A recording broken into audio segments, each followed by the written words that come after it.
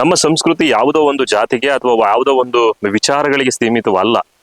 ಕೃಷ್ಣ ಚಾತುರ್ವರ್ಣಸ್ಯ ಅಂತ ಹೇಳ್ತಾರೆ. ಸೊ ಕೃಷ್ಣ ಹೇಳಿದ್ದು ಚಾತುರ್ವರ್ಣಸ್ಯ ಏನು, ನಿಜವಾಗ್ಲೂ ಅರ್ಥ ಏನು? ಸೊ ಇಲ್ಲಿರ್ತಕ್ಕಂಥ ಸನ್ಯಾಸಿಗಳಾಗ್ಲಿ ಮಠಾಧೀಶರುಗಳಾಗ್ಲಿ ಆ ಒಂದು ವಿಚಾರವನ್ನ ಡಿಕೋಡ್ ಮಾಡೋದ್ರಲ್ಲಿ ನಿಜವಾಗ್ಲೂ ವಿಫಲರಾದ್ರ ಅಂತ ಹೇಳಿ ನನಗೆ ನಿಜವಾಗ್ಲೂ ಬೇಜಾರಾಗ್ತದೆ. ಸ್ವಾಮಿ ವಿವೇಕಾನಂದರಂತೆ ಇದ್ದಂತ ಕೇಸರಿಯ ಸಿಂಹ ಅಂತಾನೆ ನಾವು ಕರಿತೀವಿ. ಅಷ್ಟು ವಿಚಾರಗಳನ್ನ, ಏನು ಹಿಂದೂ ಧರ್ಮದ ವಿಚಾರಗಳನ್ನ ಸುಲಲಿತವಾಗಿ ಮತ್ತೆ ಮೌಢ್ಯಗಳನ್ನು ಕೂಡ ಅವರು ಪ್ರಶ್ನೆ ಮಾಡಿದ್ದು ಅವರೊಬ್ಬರೇ. ಅದ್ರ ಜೊತೆಗೆ ಕೆಲವೊಂದಿಷ್ಟು ಜನ ಇತ್ತೀಚಿನ ದಿನಗಳಲ್ಲಿ ಬಂದಂತವರು ಕೂಡ ಎಲ್ಲೋ ಬೆರಳೆಣಿಕೆಯವಷ್ಟು ಜನಗಳು ಮಾತಾಡಿರ್ಬೋದು. ಈ ಚಾತುರ್ವರ್ಣಸ್ಯ ಏನು? ಈ ಚಾತುರ್ವರ್ಣಸ್ಯ ಅಂತ ಹೇಳಿದ್ದು ಕೃಷ್ಣ ಸುಮ್ನೆ ಸಿಂಪಲ್ ಆಗಿ ನಾನು ಇತ್ತೀಚಿನ ದಿನಗಳಲ್ಲಿ ಹೇಳೋದಾದ್ರೆ, ವ್ಯಕ್ತಿ ಹುಟ್ಟಿನಿಂದ ಜಾತಿ ಅಲ್ಲ, ವೃತ್ತಿಯಿಂದ ಜಾತಿ. ಅಂದ್ರೆ ವೃತ್ತಿಯಿಂದ ಅಂತಂದ್ರೆ ಅವನು ಯಾವ ವೃತ್ತಿಯನ್ನಾದ್ರೂ ಆಯ್ಕೆ ಮಾಡ್ಕೋಬಹುದು.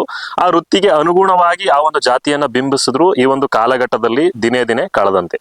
ಚಾತುರ್ವರ್ಣಸ್ಯ ಅಂದ್ರೆ ಇನ್ನೂ ಸಿಂಪಲ್ ಆಗಿ ಹೇಗೆ ಅರ್ಥ ಮಾಡ್ಕೋಬಹುದು? ಒಂದು ವಾಕ್ಯಗಳು ನಿಮಗೂ ಗೊತ್ತು, ಒಂದು ವಾಕ್ಯವನ್ನ ನಮಗೆ ಯಾವ ರೀತಿ ಬೇಕಾದ್ರೂ ನಾವು ಅರ್ಥೈಸ್ಕೊಳ್ಬಹುದು. ಈಗೇನು ಬ್ರಾಹ್ಮಣ, ಕ್ಷತ್ರಿಯ, ವೈಶ್ಯ, ಶೂದ್ರ ಈ ಒಂದು 4 ವರ್ಣಗಳನ್ನ ನಾವು ಇತ್ತೀಚಿನ ದಿನಗಳಲ್ಲಿ ಒಂದು ಜಾತಿಯ ಒಂದು ಇದನ್ನ ಮಾಡಿದೀವಿ. 4 ವರ್ಣಗಳನ್ನ ಸಿಂಪ್ಲಿಫೈ ಆಗಿ ನಾವು ಮಾತನಾಡೋದಾದ್ರೆ ಏನು ನೋಡಿ, ಈಗ ಬ್ರಾಹ್ಮಣ ಒಂದು ಕಲಿಕೆಯ ವಿಚಾರವಾಗಿರ್ಬೋದು, ಅವನು ಜ್ಞಾನವನ್ನ ಪಡೆಯೋದಿರ್ಬೋದು ಅಥವಾ ಬೇರೆಯವರಿಗೆ ಒಂದು ಬೋಧನೆಯನ್ನ ಮಾಡೋದಿರ್ಬೋದು, ಅದು ಬ್ರಾಹ್ಮಣದ ಒಂದು ವಿಚಾರಕ್ಕೆ ಬರ್ತದೆ. ಸ್ವಯಂ ಕೃಷ್ಣನು ಕೂಡ ಯಾವುದೇ ರೀತಿ ಬ್ರಾಹ್ಮಣ ಒಂದು ಇದರಲ್ಲಿ ಹುಟ್ಟಲಿಲ್ಲ. ಆದ್ರೆ ಬ್ರಾಹ್ಮಣ ಮತ್ತು ಬ್ರಹ್ಮಚರ್ಯ ಏನು ಅಂತ ಹೇಳಿ ಕೃಷ್ಣ ತಿಳಿಸ್ಕೊಟ್ರು. ಕ್ಷತ್ರಿಯ ಏನು, ಜೀವನದಲ್ಲಿ ಕ್ಷಾತ್ರತಾ ಮನೋಭಾವ ಬೇಕು. ಯಾವುದೇ ಒಂದು ವಿಚಾರಗಳಿಗೆ ಕ್ಷಾತ್ರತಾ ಮನೋಭಾವದಲ್ಲಿ ಅವನು ಹೋರಾಟದ ಒಂದು ವಿಚಾರಗಳನ್ನ ಎಲ್ಲರೂ ಕೂಡ ಹೋರಾಟವನ್ನ ಮಾಡೇ ಮಾಡ್ತಾರೆ ತಮ್ಮ ಜೀವನವನ್ನ ರೂಪಿಸ್ಕೊಳ್ಳೋದಿಕ್ಕೆ. ವೈಶ್ಯ ಏನು, ಹಣಕಾಸಿನ ವಿಚಾರ ಇರ್ಬೋದು, ಕೃಷಿಯ ವಿಚಾರಗಳನ್ನ ವೈಶ್ಯದ ಒಂದು ವಿಚಾರಕ್ಕೆ ನಾವು ಮಾತನಾಡ್ತೀವಿ. ಪ್ರತಿಯೊಬ್ರು ಕೂಡ ಹಣಕಾಸವನ್ನ ಸಂಪಾದನೆ ಮಾಡೋದು. ಶೂದ್ರ ಅಂದ್ರೆ ಇತ್ತೀಚಿನ ದಿನಗಳಲ್ಲಿ ಯಾವುದೋ ಒಂದು ಅಸ್ಪೃಶ್ಯತೆಗೆ ಹೋಲಿಸೋದು, ಒಂದು ಜನಾಂಗವನ್ನ ಇದು ಮಾಡೋದು, ಖಂಡಿತ ಅದು ಅಕ್ಷಮ್ಯ ಅಪರಾಧ ಅಂತಾನೆ ಹೇಳ್ಬೋದು. ಯಾವುದೇ ರೀತಿ ಅನುಮಾನ ಇಲ್ಲ. ನಾವು ನೋಡಿ, ಈ ಒಂದು ಶೂದ್ರ ಅಂತಕ್ಕಂಥದ್ದು ಏನು ಅಂತಂದ್ರೆ, ನಾವು ತಂದೆ ತಾಯಿಗಳಿಗೆ ಸೇವೆಯನ್ನ ಮಾಡ್ತೀವಿ, ಸಮಾಜದಲ್ಲಿ ಗುರು ಹಿರಿಯರಿಗೆ ಅಥವಾ ಯಾರು ನೊಂದಿರ್ತಾರೆ ಅಂತವರಿಗೆ ಸೇವೆಯನ್ನ ಮಾಡ್ತಕ್ಕಂಥದ್ದು. ಅಂದ್ರೆ ಈ ಚಾತುರ್ವರ್ಣಸ್ಯದ ಮೂಲ ಅರ್ಥ ಏನು ಅಂತಂದ್ರೆ, ಹುಟ್ಟಿನಿಂದ ಸಾಯುವವರೆಗೂ ಕೂಡ ಆ 4 ವರ್ಣಗಳನ್ನ ಅನುಭವಿಸಿ ಸಾಯ್ತಾನೆ ಅಂತ ಹೇಳಿ ಕೃಷ್ಣನ ಒಂದು ವಿಚಾರ ಆಗಿತ್ತು. ಪರಮಾತ್ಮ ಹೇಳಿದ್ದೇ ಒಂದು, ನಾವು ಮಾಡಿದ್ದೇ ಒಂದು ಅನ್ನೋ ರೀತಿ ಮಾಡ್ಬಿಟ್ಟಿದೀವಿ. ಸೊ ಇಲ್ಲಿ ನಮ್ಮ ಸಂಸ್ಕೃತಿ ಅಗಾಧವಾಗಿದೆ, ಆದ್ರೆ ಅರ್ಥ ಮಾಡ್ಕೊಂಡು ಅದನ್ನ ಅರ್ಥೈಸಿ ಹೇಳ್ತಕ್ಕಂಥ ವಿಚಾರಗಳು ತುಂಬಾ ಕಡಿಮೆ ಇದೆ.